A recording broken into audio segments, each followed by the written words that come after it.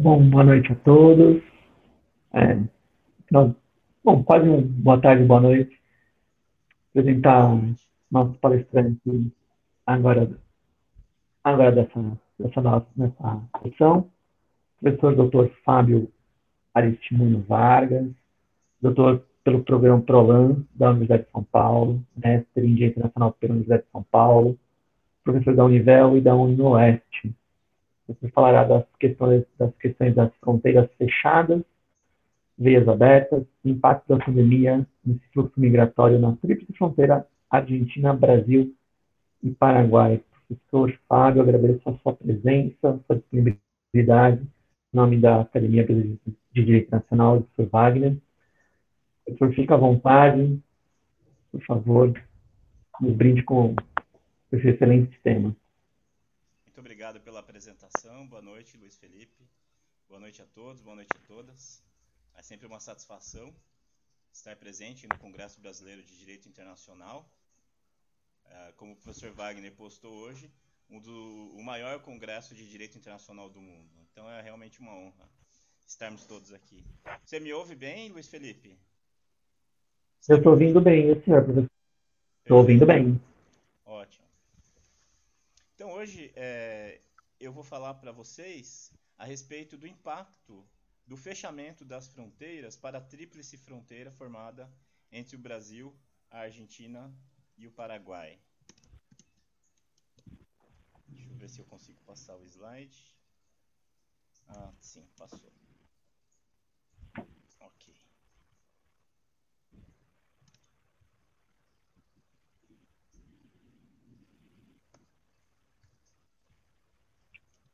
O slide está com um pouco de delay para mudar, mas vamos continuando aqui. O objetivo, então, é dimensionar o impacto que teve o fechamento das fronteiras em decorrência da pandemia para a comunidade que nós podemos chamar de comunidade imaginada da Tríplice Fronteira, sobretudo quanto à questão migratória. Então, o roteiro dessa minha breve exposição vai ser uma caracterização da Tríplice Fronteira como espaço. Depois vamos falar um pouquinho sobre os tipos de migração que ocorrem nesse espaço, como se deu o fechamento das fronteiras e alguns incidentes migratórios. A minha tese, por assim dizer, é que o impacto do fechamento das fronteiras se sente de maneira diversas, né, de maneiras diferenciadas, em lugares diferentes do país. Professor Luiz Felipe, de onde você fala mesmo? São Paulo, professor. Pois bem, então o fechamento das fronteiras certamente foi sentido de alguma maneira em São Paulo, né, como em todo o resto do país, mas nas regiões de fronteira o impacto é especial, o impacto é diferente. E é disso que eu quero falar. Então, impactos em termos econômicos, sociais, no mundo inteiro está sofrendo. O que eu quero mais é dimensionar esse impacto específico para as regiões de fronteira e mais propriamente a tríplice fronteira. Então, primeiro, os conceitos de fronteira, né? A concepção clássica de fronteira considera que seria a divisão, a linha divisória entre territórios ou países, a parte limítrofe de um espaço soberano em relação a outro. O próprio termo vem de frontes, do francês frontière, que seria a praça fronteira, aquilo que está de frente para o outro, para o inimigo, para o estranho. Então, nesse caso, a gente já vê uma concepção bélica de fronteira no próprio nome da palavra. Né? Porém, eu defendo uma nova concepção de fronteira, e eu discorro sobre isso no meu livro, Formação das Fronteiras Latino-Americanas, que seria um conceito mais gregário de fronteira. A fronteira como lugar, não como limite de espaços, e sim como um espaço em si, como, no caso, uma região propriamente. Né? Ou pegando um doutrinador que nos é caro, o Benedict Anderson, poderia formar uma comunidade imaginada, com certos valores, uma certa identidade. Então essa seria uma perspectiva mais gregária, que considera uma aproximação com o outro. E também a fronteira, mais do que separar, do que apartar, teria o condão de unir povos vizinhos. O historiador Alberto da Costa e Silva, no livro Um Rio Chamado Atlântico, ele desenvolve em vários artigos, né, ele desenvolve a ideia de que o Atlântico, na verdade, não separaria a América do Sul da África, na verdade aproximaria. O Atlântico teria a dimensão de um rio, né, uma dimensão, digamos, metafórica, de unir as duas regiões. O que se passava de um lado se sentia do outro. Então essa é a tese do Alberto da Costa e Silva. Eu defendo uma tese semelhante, de que a fronteira, mais do que separar, aproxima os povos, criando assim uma comunidade imaginada com valores próprios, com costumes próprios, dentro desse espaço. Então, fronteira não é só a linha divisória. Fronteira é um lugar. A fronteira é um espaço em si. A tríplice fronteira, formada pelo Brasil, Argentina e Paraguai, eu coloco um mapa aí para que se possa visualizar, é formada pelas cidades de Foz do Iguaçu no Brasil, Porto Iguaçu na Argentina e Cidade do Leste no Paraguai, conformam um espaço humano de cerca de 600 mil pessoas, somando a totalidade de habitantes nas três cidades, e separada por rios. Né? No caso, nós temos o Rio Iguaçu, que vem de Curitiba e faz a fronteira entre o Brasil e a Argentina, Rio Iguaçu, onde estão as cataratas, e que é ligada, as duas margens são ligadas pela Ponte da Fraternidade, ou Ponte Internacional Tancredo Neves. O Rio Paraná, que corre de norte a sul, faz a divisa entre o Brasil e o Paraguai, e nesse trecho nós temos a Itaipu Binacional, entre os dois países, e temos a Ponte da Amizade, conectando os dois lados. E a linha divisória entre a Argentina e o Paraguai é feita também pelo Rio Paraná, nesse caso um pouco mais ajusante, apartando assim, né, e conformando a tríplice fronteira. Então tenho mais algumas imagens para a gente caracterizar. Aí é o encontro dos rios, onde o Rio Iguaçu deságua no Rio Paraná. Inclusive, quando nós fizemos o CBD em 2018 em Foz do Iguaçu, o barco chegou até aí no trifínio, como se chama, né? O ponto que conecta os três limites, no caso as três linhas de divisão. Então o barco chegou até aí, para quem participou e talvez se lembre. Aqui é a usina binacional de Itaipu, entre o Brasil e o Paraguai. Aqui as cataratas do Iguaçu, um patrimônio comum da humanidade, decretado pela Unesco em 1986 e fica na fronteira entre o Brasil e a Argentina. A Ponte Internacional da Amizade entre o Brasil e o Paraguai, aí uma perspectiva dela pré-pandêmica, por assim dizer. Sempre cheia, sempre lotada, difícil de atravessar. E essa é uma visão dela agora, né? Uma visão meio The Walking Dead, né? Para nós daqui é algo bastante surreal poder ver a Ponte da Amizade com essa característica vazia, né? Com esse perfil. Bem uma visão de fim de mundo mesmo. E aqui a Ponte Internacional Tancredo Neves, que liga o Brasil à Argentina. A Tríplice Fronteira, como lugar, tem algumas características e algumas peculiaridades. A economia local é sustentada em três pilares: energia, turismo e comércio. Energia, com a produção da Itaipu Binacional, turismo, que movimenta, no caso, uma rede hoteleira que comporta cerca de 30 mil leitos e que até 2019 permitia que visitantes tivessem 3 dias e meio de permanência na cidade. Ano passado, as cataratas registraram 2 milhões de visitantes. Em 2019 foi um recorde que dificilmente vai ser superado no futuro próximo, né, dado o contexto pós-pandêmico. Então, nós já começamos a ver o impacto que a pandemia tem nesse espaço tão peculiar. Então, o turismo, né, já foi fortemente impactado. E o comércio, considerando o comércio e o turismo, entre aspas, o turismo de comércio em relação à Cidade do Leste, que também, no caso, foi fortemente impactado. Mas não é esse o ponto que eu quero abordar. Não é o impacto econômico que já se pode observar que é forte. No caso, eu estou mais interessado no impacto social, um impacto peculiar que nós temos aqui nessa região.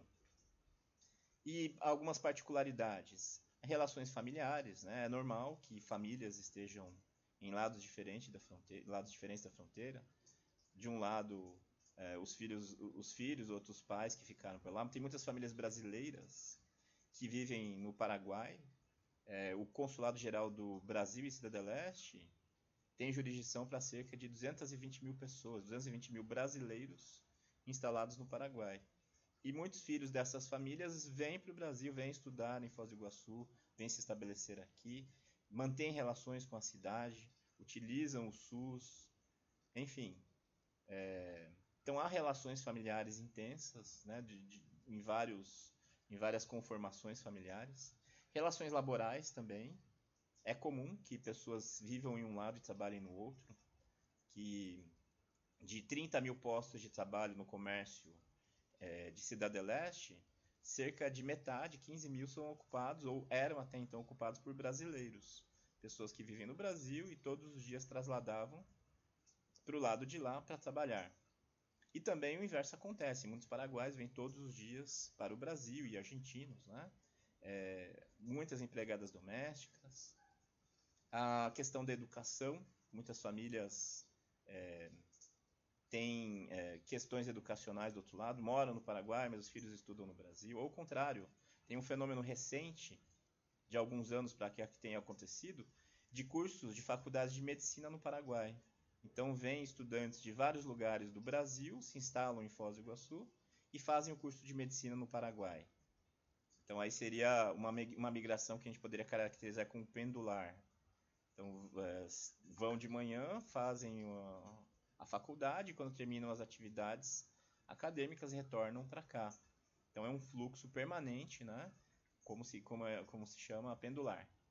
Questões culturais, há muitos hábitos em comum, por exemplo, o tererê, que é uma bebida gelada à base de erva mate, o chimarrão, alimentos como sopa paraguaia, que na verdade é uma torta, e que na minha casa a gente come normalmente, chipa, enfim. Há vários alimentos que são patrimônio comum dentro desse contexto cultural da Tríplice Fronteira, além do trânsito em si, né? Que implica uma apropriação do espaço comum. No caso, é comum você encontrar vizinhos estrangeiros, além de turistas, também moradores de outra cidade de Porto Iguaçu, ou mais longe na Argentina, Cidade do Leste, Presidente Franco, encontrar no comércio, nos bares, nos restaurantes. E a recíproca também é verdadeira. Aqui nós temos o hábito de fazer compras nos supermercados da Argentina, nos supermercados do Paraguai, ir a restaurantes. É uma apropriação do espaço comum. Então, quando vem colegas de fora, a gente vai a restaurantes da Argentina, a gente vai a bares de Cidade do Leste, cassino. É bem comum no Brasil, como se sabe, a exploração dos jogos de azar é monopólio do Estado via loterias, né? E os cassinos não são permitidos.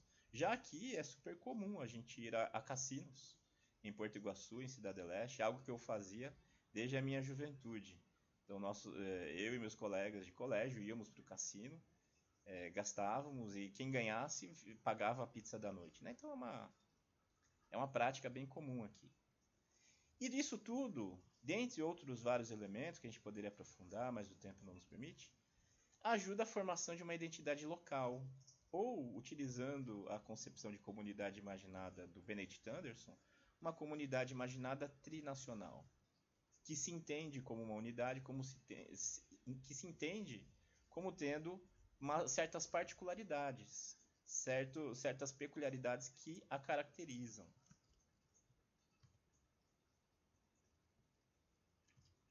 E os tipos de migração que ocorrem nesse espaço, utilizando a categoria da literatura específica e da doutrina sobre o tema, que considera, por exemplo, em relação ao critério espaço de deslocamento, que a migração pode ser interna ou internacional, né? Nós temos várias modalidades ocorrentes aqui na Tríplice Fronteira. Algumas se destacam. Então, da migração interna, nós tivemos muita migração de brasileiros de outras regiões do Brasil por conta da construção de Itaipu nos anos 70 e 80. Então, aqui foi uma região de afluxo de migração interna, com repercussões até os dias de hoje, e também migração interna do Paraguai. Paraguaios de várias regiões, né, migraram para esta região, a Tríplice Fronteira. E também a foco de migração internacional permanente, recente. Então nós temos uma comunidade libanesa que, diferentemente de outros lugares, por exemplo, em São Paulo, é uma comunidade um pouco mais antiga. Aqui é uma migração recente ainda. Meu vizinho estava aqui há 5 anos, não falava português direito, veio do Líbano. As famílias dessa colônia costumam enviar os seus filhos para estudar no Líbano, viver com os tios, né? E depois de uma certa idade voltam para o Brasil. É comum o fenômeno do casamento entre primos, e no caso, um casamento sem os noivos presentes, e depois eles têm um domicílio comum, depois de casados por correspondência, né? Por procuração. Então é um fenômeno bem comum. E também a migração de taiwaneses para esta região. Chineses de Taiwan também são uma comunidade forte aqui. Coreanos, um pouco menos, mas também. Com relação ao tempo de permanência, migração definitiva, mas também migração temporária, que também é a zona de passagem. Muitos vêm para cá buscando outro destino, sobretudo no Brasil, mas também na Argentina. E dentro os critérios, dentre as modalidades de imigração temporária que a doutrina identifica, uma delas, que é o turismo, né, bastante intenso e é responsável por movimentar a economia local. Então, alguns autores consideram o turismo como uma forma de migração temporária. Migração sazonal, que é o caso de estudantes, aqui se tornou nos últimos anos um ponto de referência universitário, tanto em relação às universidades locais, por exemplo, a UniOeste, onde eu sou professor, a Unila, a qual acorrem estudantes de diversos países latino-americanos, por conta das suas peculiaridades, reservar metade das suas vagas para estudantes de países da América Latina, mas também da rede particular, e também esse fenômeno que eu já mencionei, das faculdades de medicina. Então, isso tem gerado uma migração sazonal significativa para a nossa região. Ou seja, o estudante permanece um tempo aqui até concluir suas atividades e retorna para sua cidade de origem. E essa migração pendular, de que eu já falei também, quando a pessoa mora em um lado, trabalha no outro, estuda no outro e retorna todos os dias como se fosse um pêndulo, né?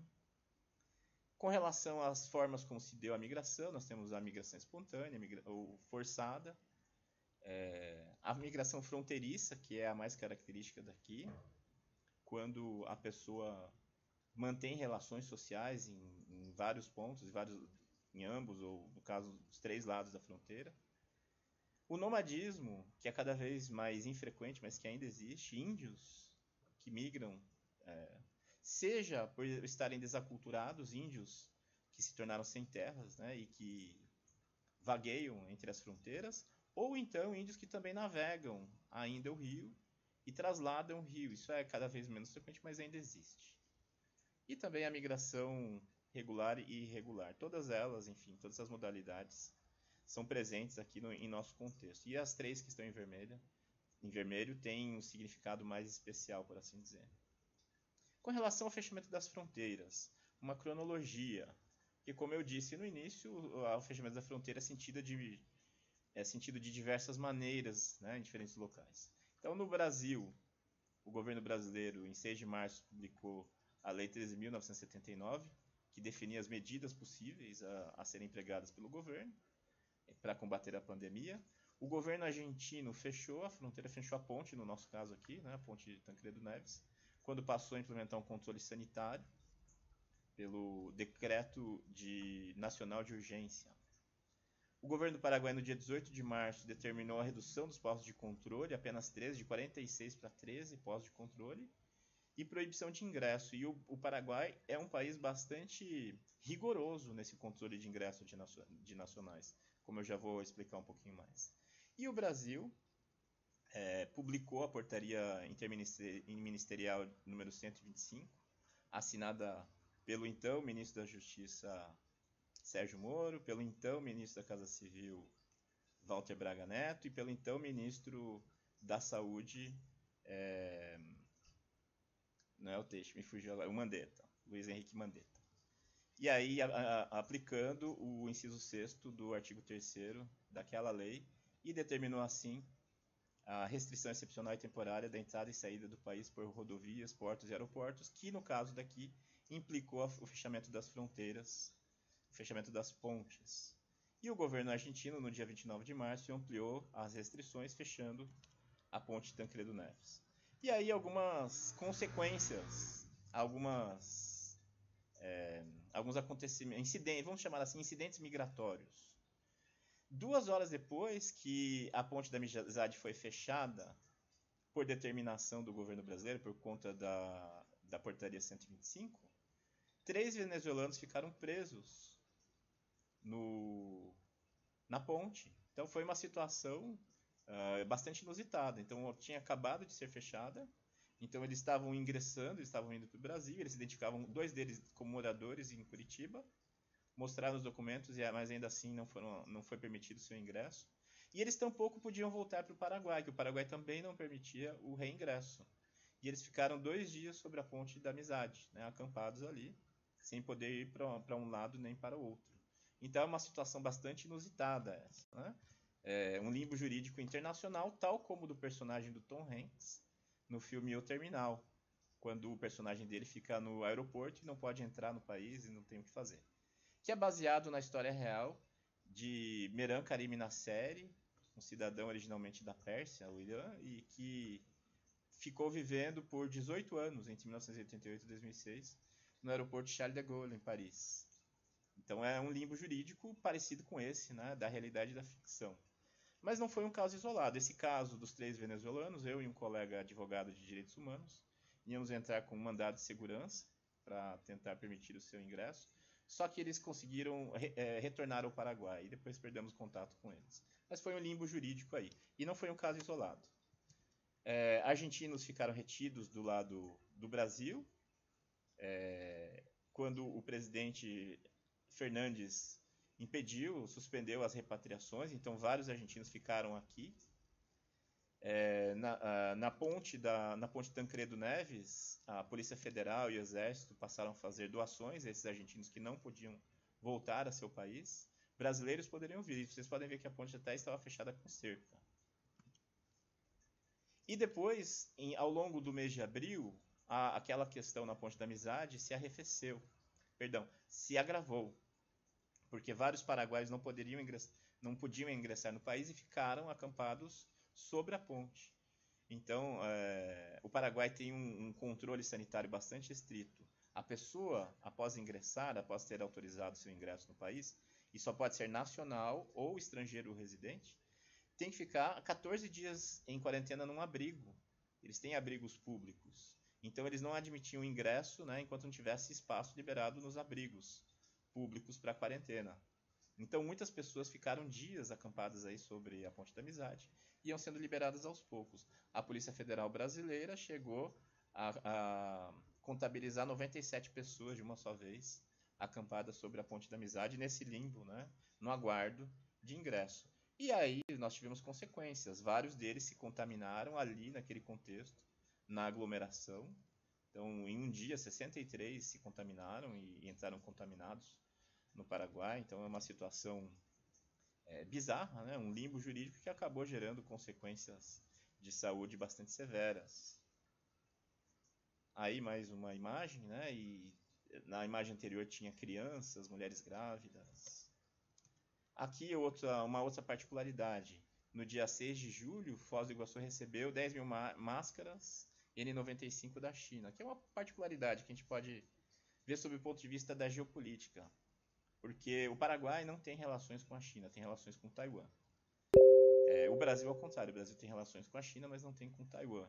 E o Paraguai, nessa relação com Taiwan, recebe uma série de benesses, né? O Taiwan repassa 150 milhões de dólares anualmente ao Paraguai, há incentivos de todos os tipos financiados por Taiwan ao Paraguai. E a China, como contrapartida geopolítica, procura uma aproximação com Foz do Iguaçu como que para fazer um contrapeso. Então a cidade de Xiamen, na China, tem desde 2013, se não me engano, um tratado de irmandade com Foz do Iguaçu. Então são cidades irmãs. E sempre há, enfim, atividades gastronômicas, atividades culturais financiadas pela China aqui na cidade. E aqui uma particularidade, num período em que as máscaras N95 eram uma raridade, né? A China fez uma doação, a cidade de Xiamen, na China, fez uma doação à cidade. Aí nós temos o prefeito de Foz do Iguaçu. Aqui outra peculiaridade, um cidadão paraguaio, desesperado para retornar para casa, atravessou com uma câmara de pneu. Nesse caso, do Paraguai, da Argentina para o Paraguai, ele teria que atravessar 2 linhas de fronteira. Ele teria que atravessar da Argentina para o Brasil e do Brasil para o Paraguai. Então ele atravessou na câmara e ficou detido e ficou também em quarentena de 14 dias. No dia 29 de julho, protestos pela liberação do comércio em Cidade do Leste, que começaram como uma carreata e depois evoluíram para destruição de automóveis, queimaram pneus, né? Então ficou um pouco mais, ficaram protestos mais acirrados. E encerrando, fazendo as minhas considerações finais, o que eu queria sublinhar na minha exposição era mais o aspecto social, o impacto social, do que o econômico. Impacto econômico no mundo inteiro se sente, impacto social também. A particularidade da região é em relação à condição fronteiriça.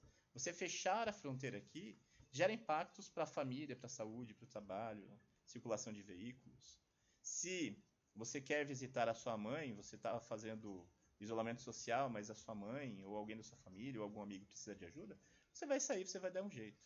Mas se você está aqui e sua mãe mora do outro lado da fronteira, não tem o que fazer, né? Algum familiar, as famílias estão realmente separadas.